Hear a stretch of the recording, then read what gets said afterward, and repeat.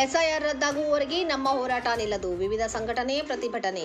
ವಿಜಯಪುರ ನಗರದ ಪ್ರಸಿದ್ಧ ಸಿದ್ದೇಶ್ವರ ದೇವಸ್ಥಾನದಿಂದ ಎಸ್ಐಆರ್ ವಿರೋಧಿ ಮತ್ತು ವಿವಿಧ ಸಂಘಟನೆಗಳು ಮತ್ತು ಸಂಸ್ಥೆಗಳ ಸದಸ್ಯರು ಉತ್ಸಾಹದಿಂದ ಮೆರವಣಿಗೆ ಅತ್ಯಂತ ಯಶಸ್ವಿಯಾಗಿ ನಡೆಯಿತು. ಈ ಮೆರವಣಿಗೆಯಲ್ಲಿ ಪುರುಷರು ಮತ್ತು ಮಹಿಳೆಯರು ಎಸ್ಐಆರ್ ವಿರೋಧಿ ಘೋಷಣೆಗಳನ್ನು ಕೂಗುತ್ತಾ ಕೈಯಲ್ಲಿ ಪ್ಲೇ ಕಾರ್ಡ್ಗಳನ್ನು ಹಿಡಿದು ಹಾಗೂ ಎಸ್ಐಆರ್ ವಿರೋಧಿ ಬ್ಯಾನರ್ಗಳನ್ನು ಹೊತ್ತು ಮುಂದೆ ಸಾಗಿದರು.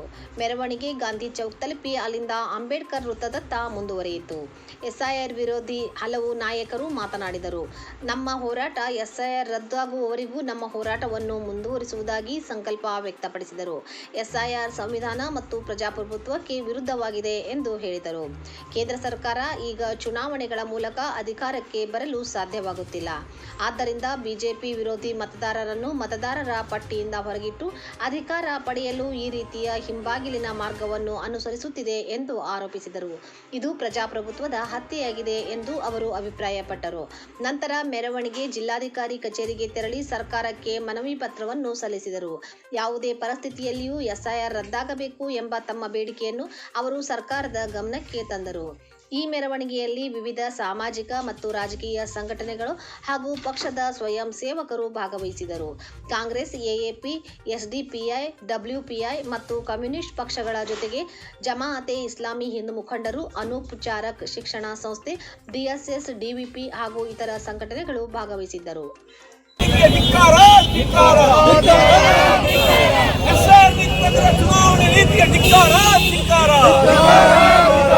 ಈ ಕೂಡಲೇ ಎಸ್ಐಆರ್ ಅನ್ನು ವಾಪಸ್ ತಗೊಳ್ಳಿ. ಈ ಕೂಡಲೇ ಎಸ್ಐಆರ್ ಅನ್ನು ರದ್ದುಗೊಳಿಸಿ.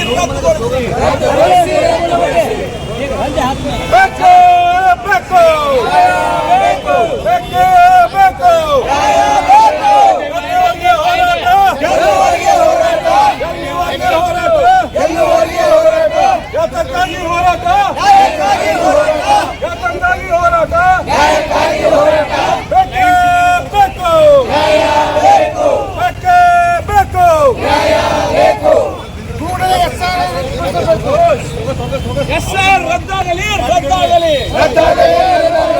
ಚುನಾವಣೆ ಆಯೋಗದ ಜನವಿರೋಧಿ ನೀತಿಗೆ, ಚುನಾವಣೆ ಆಯೋಗದ ಜನವಿರೋಧಿ ನೀತಿಗೆ, ಚುನಾವಣೆ ಆಯೋಗದ ನಾಗರಿಕ ವಿರೋಧಿ ನೀತಿಗೆ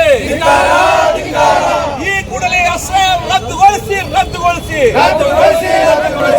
ಈ ಕೂಡಲೇ ಜನ ವಿರೋಧಿ ಎಸ್ಐಆರ್ ರದ್ದುಗೊಳಿಸಿ.